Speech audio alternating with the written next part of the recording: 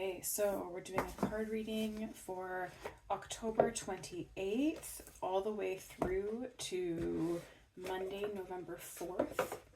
These are the two decks that came out, was the Enchanted Map and Sacred Traveler Oracle cards, which right there tells me that we're going into the depths this week.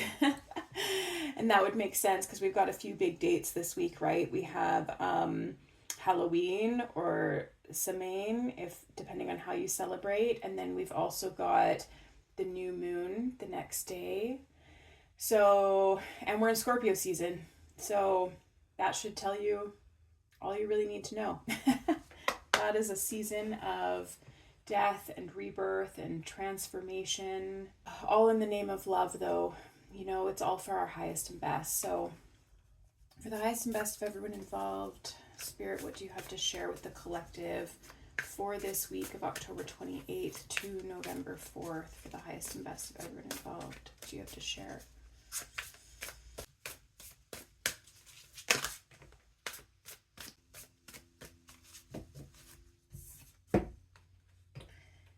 So for some of you, you will be in your downward descent right now. And that is, from a human perspective, that's a really challenging place to be. But from a soul perspective, being in that downward descent is a time of great unlearning, undoing, so that you can become who you were always meant to become, who maybe your societal programming or familial patterns or cultural patterning or internalized limiting beliefs may have kept you from becoming. And in this descent into the darkness, into the void, it gives us an opportunity to evaluate what doesn't align with us anymore, what pieces of our ways of being or how we're showing up in the world need to change or be adjusted in order to make space for the blossoming of who you really want to be. So almost think of yourself as a seed being planted right now, a seed being planted in the depths, in the dark, in the dirt. And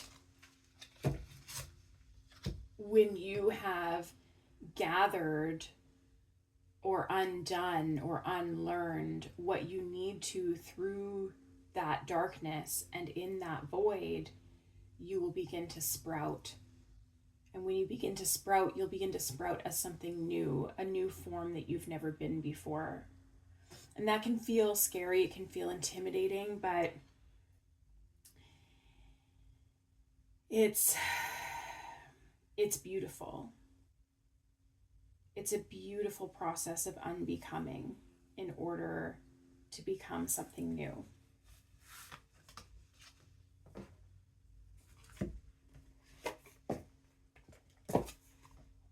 And let your senses guide you, you know? Your spirit already knows the way. So let your intuition, your soul self guide you when you feel like you are totally in complete darkness and you don't know the way forward, you don't have a light to guide you. Lean into your soul self because your soul already knows the way.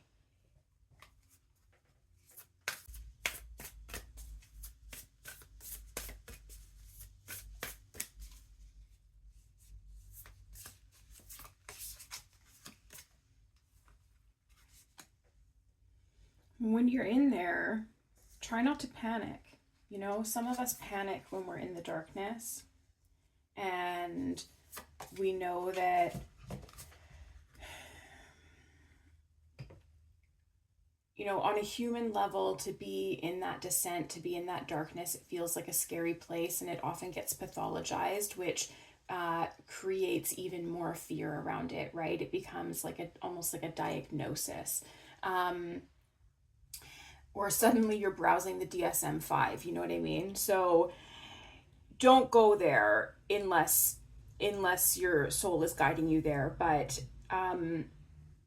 what I'm trying to say is, don't let fear be your guide. Don't let fear be what takes you under right now. So as you're in this descent, even though it's uncomfortable, it's probably excruciating for some people. If you think of it like you're heading into your chrysalis, or you're a seed being planted, all of a sudden it's dark. All the lights have gone out. You're no longer the same being that you were when you entered the dark, right? There's a lot of unknowns, a lot of unfamiliarity, and a lot of things that can feel really scary within that. But just don't forget to take a breath. Don't forget to access ease and grace in the ways that you have access to at this time. And that might look different than it normally does for you, and that's okay. But don't forget to access this sense of relaxation or rest while you're traveling into that descent. Or if you've already traveled that descent and you're now at rock bottom, you're in the darkness, don't let your mind go crazy on where you need to be and when and why you're still stuck in this place, right? Let yourself rest there. Because the seed doesn't sprout and grow through the dirt into a plant overnight, right? It takes time. The caterpillar doesn't suddenly go into the cocoon and then become the butterfly in a moment, right? So letting yourself sit in that space, getting comfortable with the uncomfortable, with the unknown, and allowing yourself to lean into rest while you're in there. Because look at what happens next, right? The butterfly, it's there, it's flying, the flowers have bloomed, and there's enthusiasm. There's so much beauty on the other side of this. But the only way out is through. And the only way through to the space that your soul is leading you to is with midwifing your way through it. Midwifing yourself, supporting yourself in this birthing process that you're in right now. And when you come out, you might be in a completely new form that you've never known before. There's likely some gifts that are waiting for you on the other side, but in order to access them, you really do have to go through this with gentleness and supporting yourself and nervous system regulation. So if there's any guidance that's really coming through strong is, not only the heads up that this is the descent, so that you can have some awareness and some preparedness, but it's really accessing your soul self for that guidance, and then your own nervous system regulation to support you as you move through it, so that when you do come out on the other side, you have access to your new gifts. You come out as a new form. You're not coming out as just beaten and bruised and ragged because you spent the whole time just fighting your path. Just gonna see if there is any other quick messages specifically around Samhain and the new moon.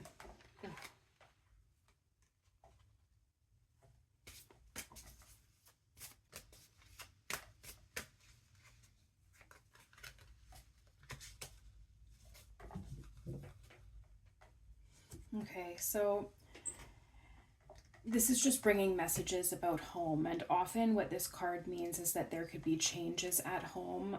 You could have unexpected visitors at home or some surprises at home, but what I'm really feeling into on top of that is that a lot of the magic that is available to you right now is within whatever space you call home. And for myself, I call home my body. And that's where a lot of our wisdom is, right? So that's where access to nervous system regulation and to embodiment is within our bodies, is within coming home to ourselves. So as we move through sort of these energetic portals on Thursday, Friday this week and into the weekend, really reconnecting with yourself, with your sense of self, with your embodiment, with your wholeness. And as you do so, just remembering that some of the people around you may really feel like they're stuck in the mud right now, because this is a collective reading. So this is actually what's going on, like, energetically in the collective. So pieces of it are going to resonate with some more than others. However, the whole kind of energy is not just affecting you, right? This isn't just about you as an individual. This is about the collective as a whole. And so when we tune into these collective readings, we have to remember that it means that not only may we be navigating through this in the coming week, but our friends might be, our family might be, our neighbors might be, right? So remembering that some of the people that we love might really feel like they're stuck in the mud right now. And if you were stuck in the mud, like, how hard is it to move forward, right? You're really like trudging. You're really using all of your energy just to take your next step. So just having some compassion for ourselves and for the people in our lives right now, the people that we love, because it might really feel like they're trudging through mud.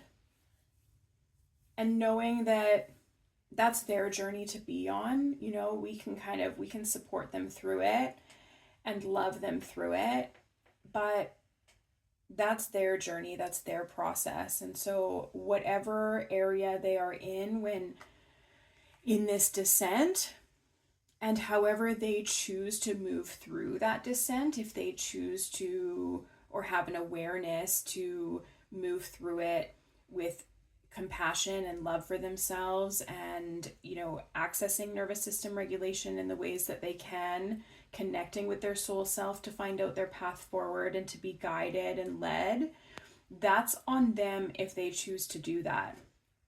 If they don't choose to do that, that's also on them, and it's just not something that we have control of. So really detaching from outcome in relation to the people who we love, who may not be moving through this in the same ways as us, and really just always returning home to self, returning to our bodies, returning to what feels right for us. Okay. Do you have one more card for me for the collective? It's the best everyone involved.